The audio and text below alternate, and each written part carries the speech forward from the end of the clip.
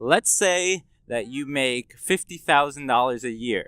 And let's say after taxes, Social Security, Medicare, costs like that really you take home $36,500.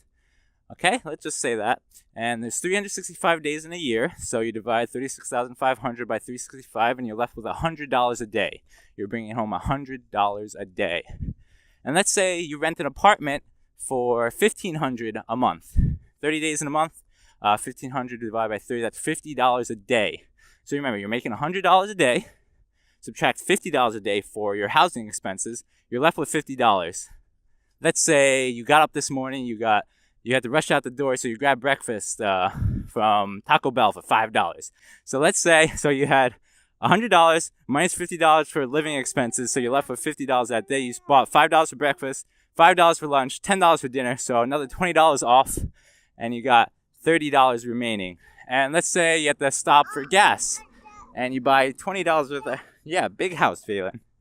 And you buy $20 worth of gas. So you're left with $10, right?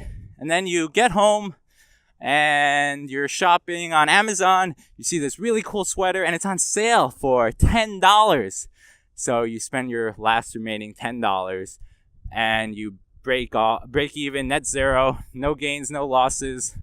And you buy the sweater and you didn't make anything. Your savings don't grow, but But wait, you forgot other expenses that you weren't taking into consideration. Things like home insurance, health insurance, car insurance, utilities, any number of expenses, phone bill, anything recurring like that. And guess what? Now you are in debt. So, what's up? No service. Phone call was dropped. Oh no. Okay, so looks like we lost service here in the mountains of Alpine.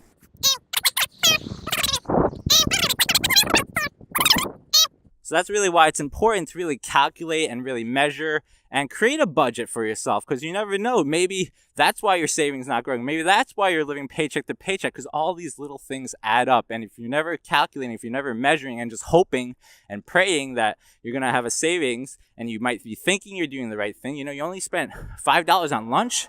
It's very hard to spend $5 on lunch these days.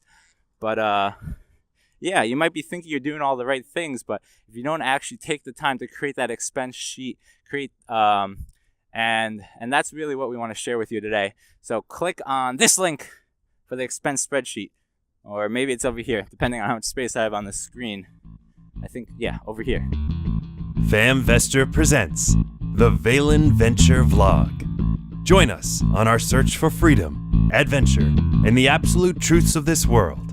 On our journey, we will discuss passive income streams, being frugal, living optimalistically, and designing a wholesome lifestyle, all for the purpose of investing in the family, because strong families are the cornerstone for a world at peace.